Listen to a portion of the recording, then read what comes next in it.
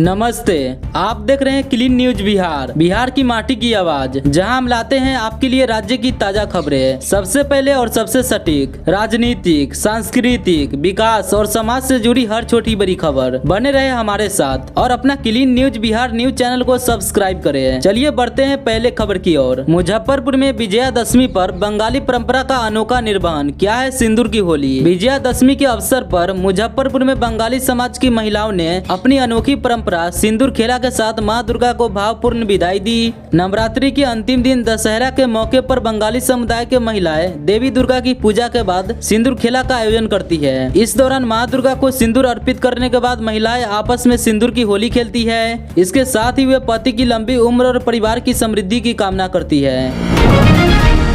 मेला देखकर लौट रहे दो दोस्त सड़क हादसे का शिकार, एक की मौत दूसरा गंभीर। मुजफ्फरपुर में मेला देखकर लौट रहे दो दोस्तों की बाइक को अज्ञात वाहन ने टक्कर मार दी। इस हादसे में एक युवक की मौत हो गई, जबकि दूसरा गंभीर रूप से घायल है। परिजनों और ग्रामीणों ने पुलिस से मामले में कार्रवाई करने की मांग की है। तिरहुत प्रमंडल के मुजफ्फरपुर जिले में एक दर्दनाक सड़क हादसे ने दशहरे की खुशी को मातम में बदल दिया। ब्रह्मपुरा थाना क्षेत्र के NH 28 चांदनी चौक के पास आधी रात को दो दोस्त मेला देखकर लौट रहे थे, जब एक अज्ञात वाहन ने उनकी बाइक को टक्कर मार दी। इस हादसे में एक युवक की इलाज के दौरान हो गई, जबकि दूसरा गंभीर रूप से घायल हो गया। जानकारी के मुताबिक हादसे में मृतक की पहचान तुर्की थाना क्षेत्र के सुमेरा गांव निवासी अनीश कुमार 20 वर्षीय के रूप में हुई है, जबकि गंभीर रूप से घायल युवक मोहम्मद चमन 20 वर्ष है, जो उसी गांव का रहने वाला है। दोनों दोस्त मेला देखकर अपने घर लौट रहे थे, जब यह दुखद घटना घटी।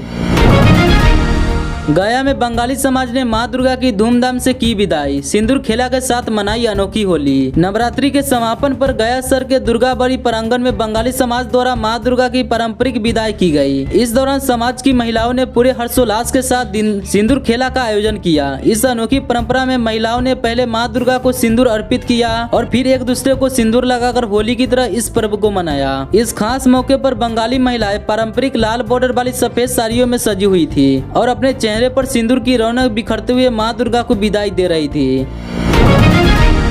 बेगूसराय में माता पिता के सामने बेटे की मौत, कलश विसर्जन करने गया था, गंडक नदी में डूब गया। हादसे के बाद चिड़िया बरियारपुर थाने की पुलिस पहुंचकर शव को अपने कब्जे में लेकर पोस्टमार्टम के लिए बेगूसराय सदर अस्पताल भेज दिया और आगे की कार्रवाई में जुट गई है। बेगूसराय में दुर्गा माता का कलश विसर्जन करने के दौरान एक युवक की गंडक नदी में डूबकर दर्दनाक मौत हो गई। इस मौत के बाद परिजनों में कोहराम मच गया। घटना चिड़िया बरियारपुर थाना क्षेत्र के गोपालपुर गंडक नदी घाट की है। मृतक युवक की पहचान गोपालपुर वार्ड नंबर 8 के रहने वाले राम सुगरात महतो का पुत्र शुभम कुमार के रूप में हुई।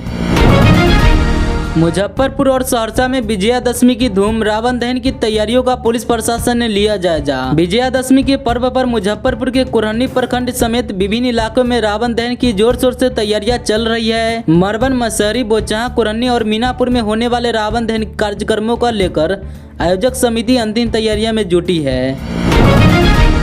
राजगीर में पहली बार होगा अंतर्राष्ट्रीय हॉकी टूर्नामेंट। गया के इन होटल में रहेंगे 6 देशों के खिलाड़ी। बिहार में पहली बार किसी अंतर्राष्ट्रीय हॉकी टूर्नामेंट का आयोजन होने जा रहा है। महिला एशियाई चैंपियंस ट्रॉफी हॉकी टूर्नामेंट के अगले सत्र का आयोजन बिहार के ऐतिहासिक शहर राजगीर में 11 से 20 नवंबर तक होगा। विभिन्न देशों से आने वाले महिला खिलाड़ियों को गया जिले के बोधगया में स्थित 2 अलग अलग होटल में रखा जाएगा। उक्त हॉकी टूर्नामेंट में 6 देशों के खिलाड़ी भाग ले रहे हैं। इसमें चीन, जापान, मलेशिया, दक्षिण कोरिया, थाईलैंड और भारत शामिल है।